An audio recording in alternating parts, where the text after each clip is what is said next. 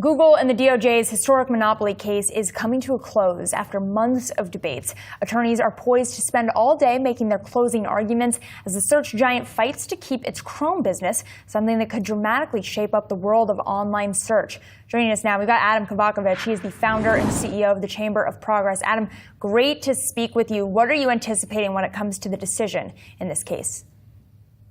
Well, I'm kind of watching what I call the 3Ds in this case. The first, as you said, is divestiture. The Justice Department has asked Google to, be required to spin off Chrome. I think that's very unlikely, but there's been some discussion of that. The second is deals. And that's really the heart of this case, which is really Google's deals with services like Apple and Samsung, search default deals. That's the heart of the case. Does the judge approve restrictions on Google's ability to pay for those default search deals going forward? And if so, what does that look like? Is it a blanket prohibition? Is it what some people call a ballot choice screen? We'll see what that looks like. And the third is data. And this is really a wild card, because what the Justice Department has asked for is for the court to mandate that Google share huge amounts of its search algorithms, search data with rival search engines like Bing and DuckDuckGo, based on a theory that Google, used these search deals to gain an insurmountable data advantage. That would really be a far-reaching, I think, remedy that I worry could disincentivize Google to keep investing in the quality of its search results.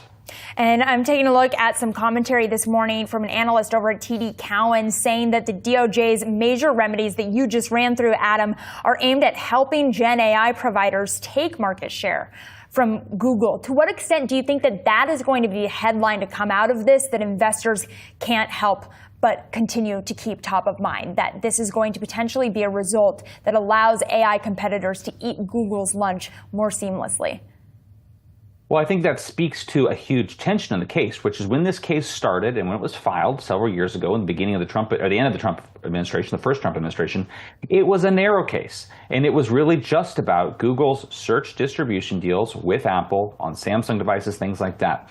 What's happened is after the Justice Department won the liability phase, they really threw what I call remedy spaghetti at the wall. And they said, look, let's go for broke here, right? Let's sort of invite all of our Google's rivals in and really ask for aggressive remedies.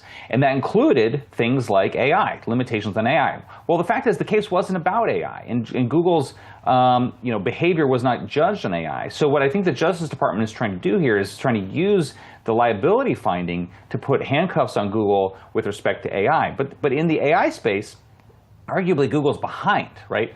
Arguably, they're behind OpenAI, ChatGPT.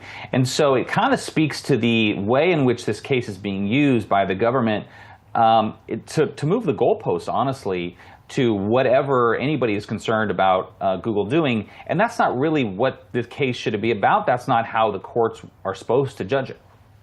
And my guest host, Lou, has a question for you too, Adam. Hey, Adam, I love your term going for broke because I'm a shareholder of Google and I think it's undervalued, but it's also, some people could say I'm going for broke if this goes unfavorably. Mm-hmm. What scares me about what you said, the divestiture news is great, but data being the wild card, wouldn't this set a really dangerous precedent if they were forced to share their AI data? Because really, large language models are all about the data, and at that point it opens up for other companies to get too big where they'll be forced to share their data. Is that a concern on your radar, or how would that be mitigated in a decision that forced Google to share data?